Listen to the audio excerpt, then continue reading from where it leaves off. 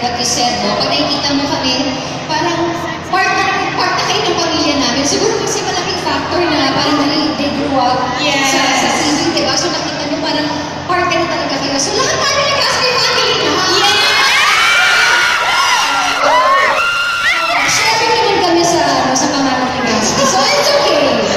Okay, Mr. Mina, we all know that one of your first appearances in your showbiz career happened through a Jollibee commercial. So now that you're back again, how does it feel to be part of the Jollibee family? And now with the Chicken Joy Nation happening back?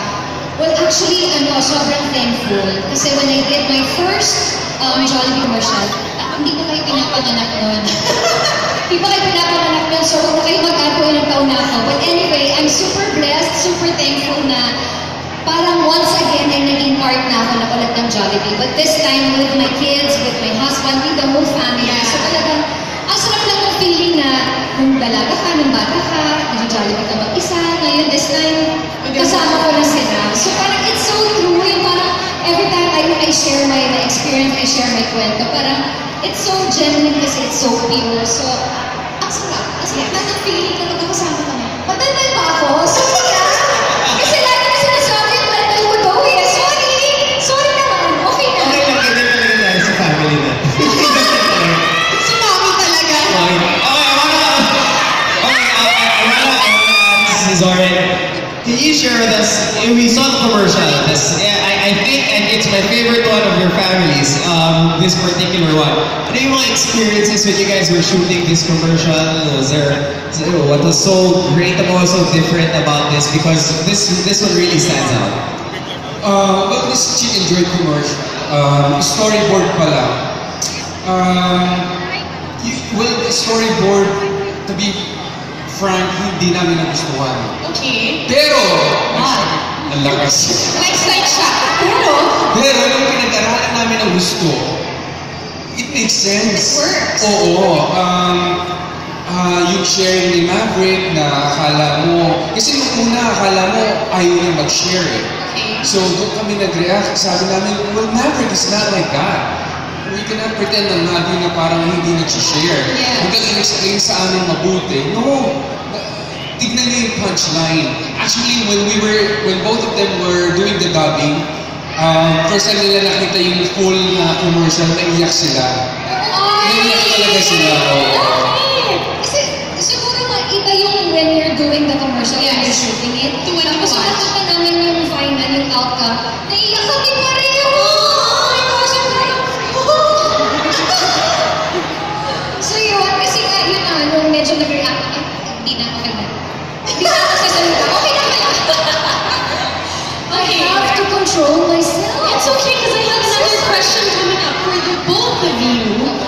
How naman do you teach your twins the value of sharing? Actually, bata pa lang sila, diba? Parang ano na yun eh. Parang it's a natural thing to do na you teach your kids about sharing. Especially kapag, kasi madaling mag-share kapag marami. Yes. Diba? Ang pinakamahirap doon, kapag iisa na lang, kaya mo bang i-share? So, syempre when they were younger, katulad na sinabi mo before, no? When they were younger, mahirap ituro sa bata na pag isa na lang, just give it to your sister or your brother. Pag bata, hindi pa nila naiintindihan, but as they grow older, naiintindihan na pala nila na sharing is good. Yes. So, hindi na madali, hindi na ako nahirapan sa kanila kasi nga, kailangan mo talagang mag-share, di ba? Ang sarap ng feeling. Bakit? Pero alam mo, masarap kasi yung feeling when you share, di ba? Yes. Especially with your family. So, hindi lang, dapat it doesn't stop sa family. After mo sa pamilya mo, paglabas mo, you share with your friends, ganyan. pero pag pagkain kasi, mahirap talaga i-share. I agree. Lalo na pag gutom ka. Pero you know what? With Chicken Joy, kahit gutom ka, kailangan mo siyang i-share. Kasi ganito yan eh, ay kain ka, gutom na gutom ka, ayaw mo i-share. Na sobrang sarap, tikman mo to, ang sarap. Yes! Kahit ayaw, di ba, tikman mo. So, madaling i-share ang Chicken Joy kasi napakasarap. You want the same experience Yes. for them. Ayun. Okay, well, I have a question para sa twins, okay? Uy!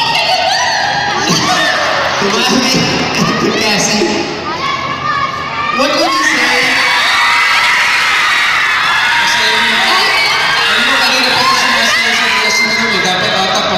just about. So, mami? Okay.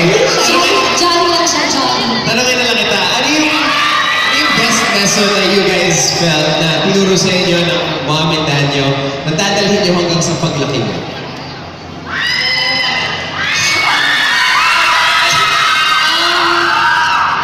Both of my parents taught me taught us to be thankful for what you have, what's on the table, what's around you, and just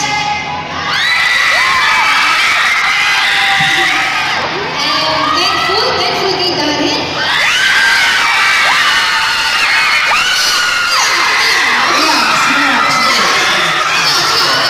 Parating tayo dyan. Patience is a virtue. So I'm saying being thankful and Promise, mamaya. Let's enjoy bit by bit. Parang enjoy lang. Kailangan mo lang natin yung sarap. Hindi kayo balat, siguro. wala naman at gravy. Tapos yung ito. Okay, Manny, what about you?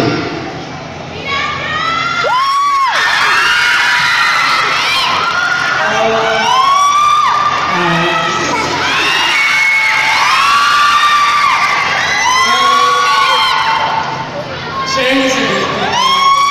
Since we were kids, Cassie and I have been sharing. We actually have our We're twins. we understood that sharing is a good thing. And sharing's not bad, right? So Alright, very nice. Now,